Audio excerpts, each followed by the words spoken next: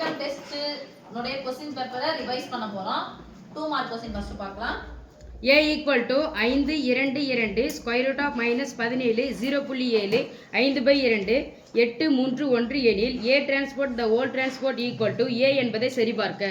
Okay a என்பதை சரிபார்க்க. ஆக்சுவலா இது ஒரு ஃபார்முலா சாமி. ஃபர்ஸ்ட் a வை டிரான்ஸ்போர்ட் அப்படினு சொன்னாவே நிறை நிரல் மாற்று அணி. படுத்துங்கிறத நிக்க வைக்கணும். படுத்துங்கிறத நிக்க வச்சாவே ஆட்டோமேட்டிக்கா எல்லாமே சரியாயிடும். சரியா சாமி? அப்போ நிறை நிரல் மாற்று அணி. நிறை நிரல் மாற்று அணி. நிறையை நிரலாக மாற்றும் அணிக்கு பேர் தான் A டிரான்ஸ்போஸ் சொல்றோம். ஓகே சாமி? அத திருப்பியும் மாத்தி எழுதணும். திருப்பி மாத்தி எழுதுறது யார் தான் கிடைக்கும்? A. இது ஆக்சுவலா ஒரு formula. A transpose the whole transpose equal to A. First நிரூபிக்க சொல்லிட்டாங்க நம்மள. ஃபர்ஸ்ட் யார் எடுக்கணும்? A. ஃபர்ஸ்ட் யார் எடுக்கணும்? பிராக்கெட். அதுக்கு அப்புறம் ஃபுல்லா எடுக்கணும். இந்த பிராக்கெட்டுக்கு 1 மார்க், இது ஃபுல்லா எடுத்தா 1 மார்க். மொத்தம் எத்தனை மார்க்? 2 மார்க். சொல்லலாமா? Yes miss. A transpose equal to படுத்துட்டு இருக்குறதா நிறை. இந்த நிறையை அப்படியே நிக்க வைங்க பார்க்கலாம். நிரலா 5 2 இரண்டாவது நிறையை இரண்டாவது நிரலா எழுதுங்க.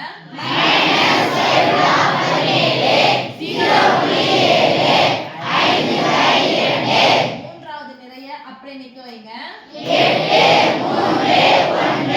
இதுக்கு 1 மார்க். ஓகே, இப்போ ஃபுல்லா போடுங்க. A transpose the whole transpose equal to இதான் A டிரான்ஸ்போஸ். இத என்ன பண்ண போறோம்? படுத்து சொல்றத நிக்க வைக்கலாமா? Yes miss. சொல்லுங்க.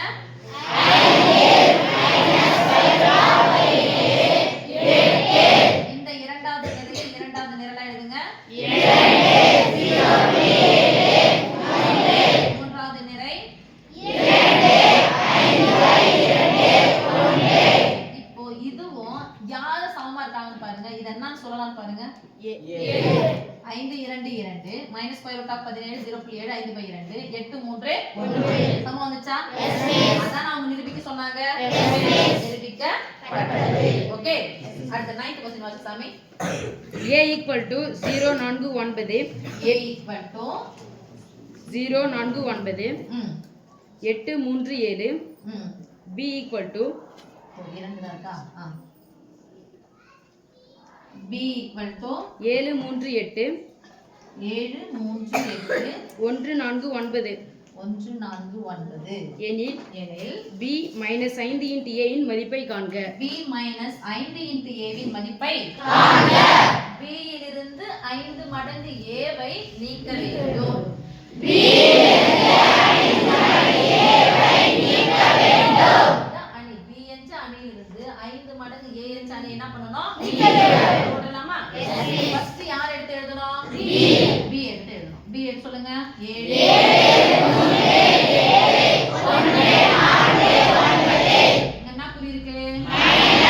5 மடங்கு 5ஆல a என்ன பண்ண போறோம்? பெருக்கணும். பெருக்கலாமா? a இந்த ஒவ்வொரு உறுப்பையும் எதால பெருக்கணும்? 5 கூட 0 பெருக்குனா 0 9 20 சொல்லுங்க பார்க்கலாம். 0 9 20 9 45 8 5 40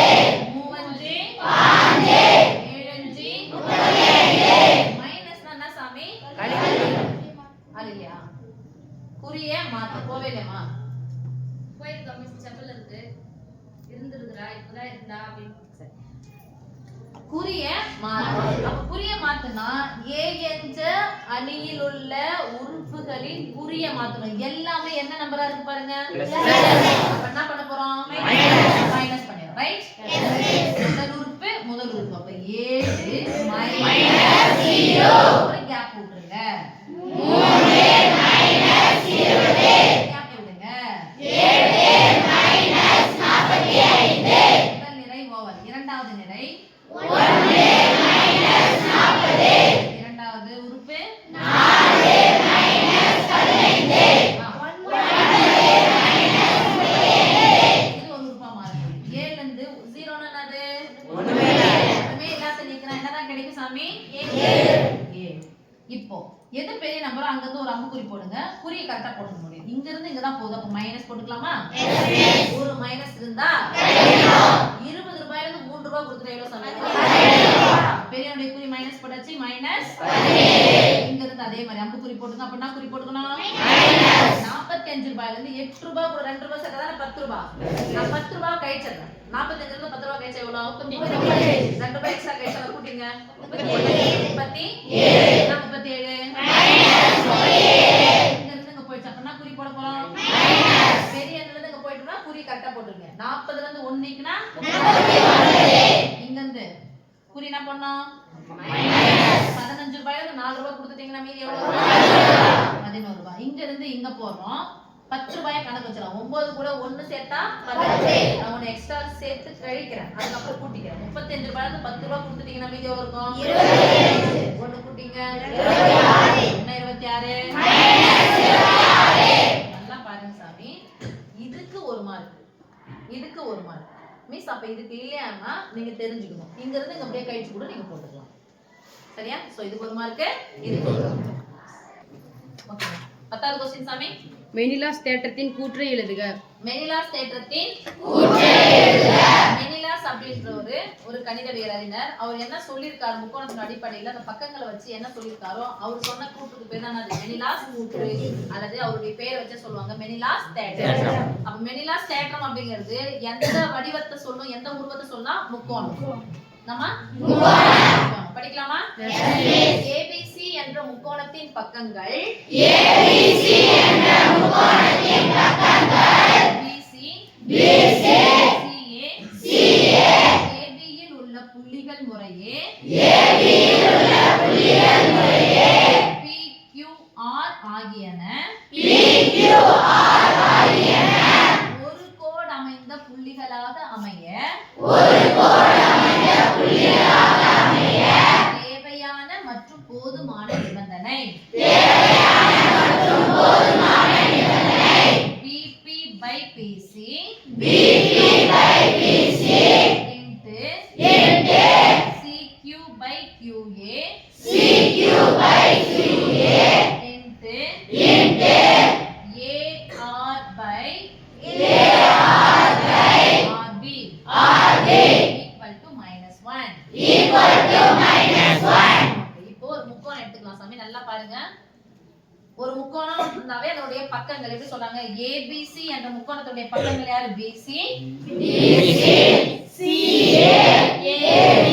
இதுல ஒரு புள்ளி வந்து 3 புள்ளி வைக்கிறாங்க. அந்த 3 புள்ளி எப்படி இருக்குது? ஒரே நேர் கோட்ல இருக்குது. அந்த புள்ளிகள் பேர் கீழ வந்து போங்க. P Q R P Q R. இந்த புள்ளிகள் வந்து ஒரே கோட்ல அமைய தேவையான மற்றும் போதுமான நிபந்தனை. இப்போ என்னன்னா எனக்கு சாப்பாடு தேவை, ஆனா சாப்பாடு நம்ம வாங்கிக்கிறோம்ல, அதுவே போதுமான்னு சொல்லிட்டு கேக்குறோம்ல. இப்போ எனக்கு சாப்பாடு தேவை, அதுக்காக குண்டா நிறைய நான் வாங்கிட்டு போல, எனக்கு போதுமான அளவுக்கு வாங்குறேன் இல்லையா? அப்போ ஒரு தேவை இருந்தாலும் கண்டிப்பா அதுல என்ன அளவு இருக்கணும்? எனக்கு போதுன்ற அளவு இருக்கணும். அதான் சொல்றாங்க தேவையான மற்றும் போதுமான நிபந்தனை. என்ன கண்டிஷன் அப்படின்னா, இந்த முக்கோணத்தை நல்லா பாருங்க. இது உள்ள இருக்குது, இந்த புள்ளியும் உள்ள இருக்கு. எந்த புள்ளி வெளியே இருக்குது? Q. அப்ப அத மட்டும் கரெக்ட்டா பாத்துங்க. BP by PC CQ by QA புள்ளி வெளியே இருக்குல்ல? ஒரு பழைய புள்ளி ABC ல பழைய புள்ளி ஒரு புது புள்ளியோட சேர்ந்து BP by BC இங்க CQ by QA இன்டு நான் மூணுத்துக்கு நடுவுல இன்டு தான் போட போறோம். AR by RB equal to என்னப்பா? -1. இதுல எல்லாமே எதை சார்ந்து இருக்குன்னா திசை சார்ந்து இருக்கும். எதை சார்ந்து இருக்கும்? திசை சார்ந்து இருக்குன்னா இப்போ இங்க இருந்து இங்க போகுது, இங்க இருந்து இது போட்டுட்டு இத போடல. ஏன்னா எங்க இருந்து எங்க புள்ளி எடுக்கறாங்க? இங்க தான எடுக்கறாங்க. ஏன்னா ஒரு புள்ளி எங்க இருக்கு? P Q கீழ தான் வருது, R வருது. மிஸ் இது எப்படி மிஸ் மறக்காம இருக்கும்? நாங்க பாருங்க நம்ம புள்ளி எப்படி போகுது? பக்க அளவு பாருங்க. BC CA AB. இந்த முத புள்ளி யாரு? B. இரண்டாவது புள்ளி யாரு? C. மூணாவது புள்ளி யாரு? B C A. இங்க எடுத்தும்போது பாருங்க P Q R. பை போட்டுக்கலாமா? புள்ளி பாருங்க P Q R. எதன முடிச்சியோ அத வந்து தொடங்குங்க. சரியா? இதல ரிவர்ஸ் கீர் போடுங்க. அப்படியே C. இங்க C இருக்கா? அங்க C அப்படி ஞாபகம் வச்சுக்கோங்க. C A B. ஓகேமா? இது மாதிரி மாத்தி இது பண்ணீங்கன்னா ஈக்குவல் தான் போடணும் சாமி மைனஸ். தரையிலிருந்து ஒரு பட்டம் 75 மீட்டர் உயரத்தில் பறக்கிறது. தரையிலிருந்து ஒரு பட்டம் எத்தனை மீட்டர் உயரத்துல பறக்குது சாமி? உயரத்தை கணக்கிடும் போது எப்படி கணக்கிடணும்? இப்ப இந்த இடத்துல பட்டம் வந்து பறந்துருக்கு, மேல உயரத்தை கணக்கிட்டாங்க. எத்தனை மீட்டர் சொல்லிட்டாங்க? 75 இது பேர் நம்ம ஏபின்னு வச்சுக்கலாம், இருந்தாலும் பரவாயில்ல அப்படியே விட்டுக்கலாம். சரியா? சொல்லுங்க. ஒரு நூல் கொண்டு தற்காலிகமாக தரையின் ஒரு புள்ளியில் பட்டம் கட்டப்பட்டுள்ளது. தரையில இருந்தா உயரத்தை அளவு எடுக்கிறோம். இப்ப பட்டை வந்து எப்படி சாமி நம்ம நூல் விடும்போது எப்படி நேரா இப்படி விடுவோமா, இப்படி விடுவோமா? சாட்சி அப்போ சாஞ்சு இருக்கும். பட்டம் இங்க பறக்குது. இந்த பட்டத்தை என்ன பண்றாங்க, ஒரு நூலை வச்சு தரையில கட்டுறாங்க. இப்ப ரெண்டு ஜாயின் பண்ண என்ன முக்கோணம் கிடைச்சிரு பாருங்க, இதுதான் நூல். ஓகே சாமி, இந்த புள்ளியில கட்டிட்டாங்க, இந்த புள்ளியில கட்டிட்டாங்க. இப்போ என்ன கேள்வி கேக்குறாங்க? நூல் தரையுடன் ஏற்படுத்தும் சாய்வு கோணம் 60 டிகிரி எனில் நூலின் நீளம் காண்க. நூல் தரையுடன் ஏற்படுத்தும் சாய்வு கோணம். ஆக்சுவலா கோணம் வந்து இந்த பக்கம் வெளியில பார்க்கணும். நூல் வந்து தரையுடன், இங்கதான் நூல் வந்து இங்க வச்சு கட்டியிருக்காங்க. நூல் தரையுடன் ஏற்படுத்தும் சாய்வு கோணம். இங்க வெளியே போகணும் சாமி, வெளியே போவாங்க. ஒன்று விட்ட கோணங்கள் அடிப்படையில எத்தனை டிகிரி ஏற்படுத்துதான்? 60 டிகிரி ஏற்படுத்துது. என்ன கேக்குறாங்க பாருங்க சாமி, நூலின் நீளம். இதான் நூலு. அப்ப இத கேக்குறாங்க. நல்லா பாருங்க, என்ன முக்கோணம் இது? ஒரு செங்கோண முக்கோணத்துல எதை கேக்குறாங்க பாருங்க. இந்த செங்கோணத்துக்கு எதிர் திசையில இருக்கிறவங்க பேர் என்னது? கர்ணம் கேக்குறாங்க. அப்போ ஒரு கோணம் கொடுத்துட்டாங்க, கர்ணம் கேக்குறாங்க. அந்த கோணத்துக்கு எதிர் திசையில இருக்கிற பக்கம் எதிர்பக்கம். எதிர்பக்கம் கொடுத்துட்டு கோணம் கொடுத்துட்டு கர்ணம் கேட்டாங்க. என்ன தீட்டா கண்டுபிடிக்கணும்? Sine theta. அப்ப சொல்லுங்க சாமி, தீட்டாவுக்கு பதிலா என்ன சொன்னாரு இல்லையா? சைன் தீட்டா ஈக்குவல் டு எதிர்பக்கம் பை கர்ணம். tan θ லோ கண்டு sin θ equal to எதிர்பக்கம் பை கர்ணம். இந்த தீட்டாக்கு எதிர்ல இருக்கிறது யாரு? 75 பை கர்ணத்தினுடைய அளவு எனக்கு தெரியாது. கொஸ்டின் மார்க் வச்சுக்கலாம். sin 60 டிகிரி மதிப்பு என்னது? √3 equal to 75 பை எனக்கு யார் தேவை? Question mark. கொஸ்டின் மார்க் தான் நூலின் நீளம். அப்ப எப்படி இருக்கும் அந்த கொஸ்டின் மார்க்? பெருக்கல் இருக்கணுமா வகுத்தல் இருக்கணுமா? பெருக்கல். ஆனா எப்படி இருக்குது எனக்கு? வகுத்தலா இருக்கிற கொஸ்டின் மார்க். அப்ப இங்க ரெண்டு பேருமே தேவையில்லை தானே? இவங்க இந்த பக்கம் எடுத்துட்டு போங்க, இவங்க இந்த பக்கம் எடுத்துட்டு போயிடலாமா? ஈக்குவல் டு கொஸ்டின் மார்க் மேல என்ன இருக்குங்க? 75 பை வகுத்தலா இருக்கிற தான பக்கம் போச்சுனா பெருக்கல் 2 பை ஸ்கொயர் ரூட். நல்லா கவனி சாமி, 75க்கும் 3க்கும் மூணாம் வாய்ப்பாடு ஃபர்ஸ்ட் போடுங்க. √3யும் பெருக்குனா √3 தான் மேல பெருக்க போறோம். அதுக்கு பதிலா என்ன பண்ணுங்க, 4 மோல் 3 எத்தனை 7 எத்தனை மூணு இருக்குது? 2 4 மீதி 1 5 மோல் 5. நல்லா பாருங்க, √3 கூட இன்னொரு √3 பெருக்கணும்ல, அதானே வெறும் 3 வரும். அப்ப இங்க என்ன பண்ண, √3 பெருக்கி இருக்கணும்ல. நான் மறந்துட்டு இங்க √3ஆல கேன்சல் பண்ணும்போது √3 எடுத்து போய் மேல அப்படியே போட்டுறேன். ரைட்? இன்டு 2. இங்க முழு எண் யாரு? 25. யாரு முழு எண்? 2. முழு எண் பெருங்க. 25 2 ரூபாய் எவ்வளவு? 50 இன்டு ஸ்கொயர் ரூட் 3 மீட்டர். யாரு தெரியாத? யாரு? நூலின் நீளம் தானே? அப்ப நூலின் நீளம் 50 into square root of 3 metre.